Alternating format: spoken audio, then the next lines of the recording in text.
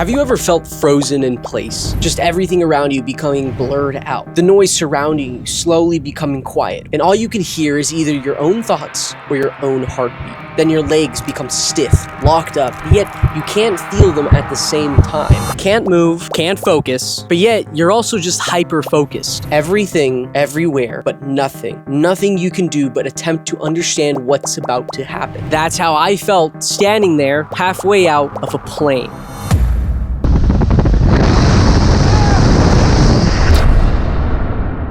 My name is Anthony Josh Porras, but you can call me AP for short, and this is when I faced my biggest fear, the fear of heights. When I was just a little kid around the ages of 12 to 13, I was a pretty shy, introverted kid. I mean, I had the typical fears of anyone growing up. The fear of the dark, fear of the shallow end, fear of being lost, fear of social anxiety, fear of whatever. I was still growing, so there was a lot in the world I didn't know, but also things I thought I knew yet totally had the wrong idea to. Beyond those fears, I was scared of something else more than anything: the fear of heights. I'm gonna keep it a buck. I do not know where this fear even came from. The only thing I can remember about hearing about this was from our dad. Our dad was scared of heights badly. Funny enough, I was totally cool with some roller coasters, looking outside from the top floor of a skyscraper, or even standing on top of the awning bit in our backyard. When you're old enough, you should definitely try it out sometime. Just don't let mom catch you.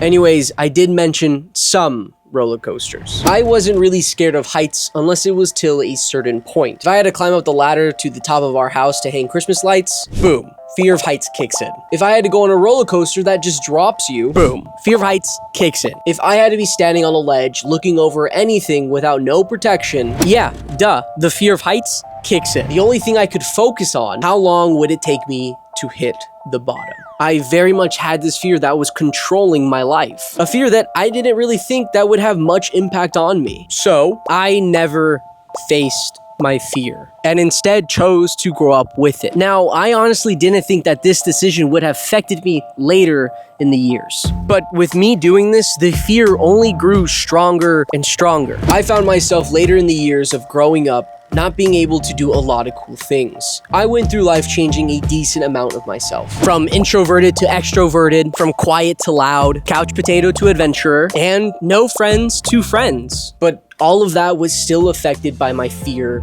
of heights. I mean, yeah, it may not sound bad, and it maybe look like I'm just missing out on the small things in life, but it was the afterthought of thinking of what my friends and family were going to think of me. That is what made me feel self-conscious. It's crazy to think that such a small and silly fear that I thought I would just grow out of affected me so much later down the line. And at this point, I just wanted to get over it. So I asked myself, what's the best way to get over your fear of heights? Come here. What? Real quick.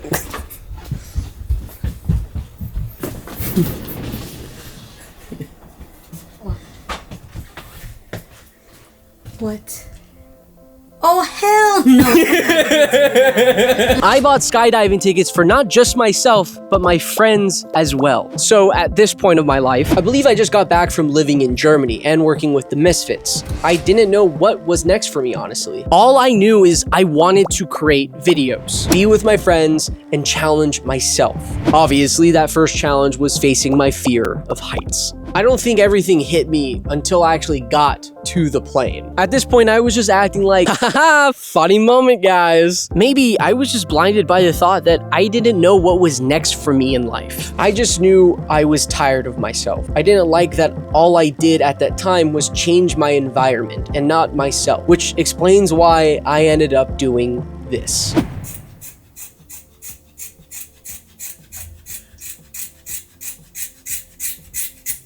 Oh! Ah! Dude, this is a lot of hair.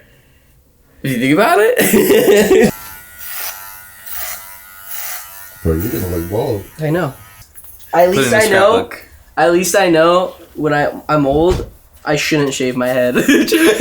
I don't think of this as my breaking point, but just another stepping stone to committing to the idea. My mom, my grandma, my little brother, and probably my friends thought I was just going crazy. I think it was more of just scared of being lost, scared of not changing, scared of being alone, which is why I came back, which is why I cut off my hair, which is why I wanted my friends with me. I've been so nervous, so I've just been kind of like playing with all these buckles and stuff. I'm doing them, just kind of like fucking with the backpacks, unraveling like pull string, stuff like that. Just kind of like trying to stay woke. Hopefully.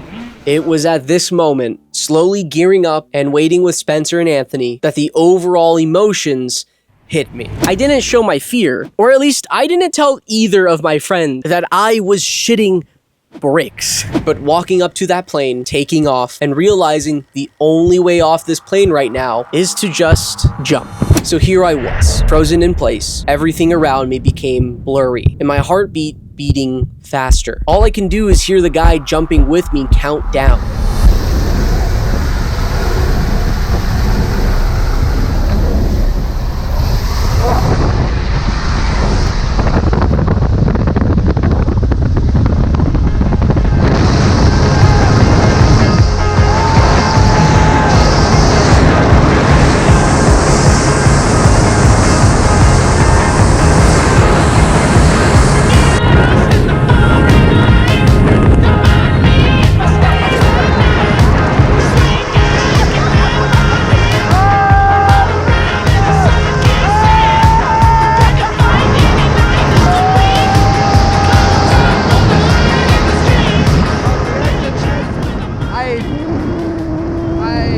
I don't know.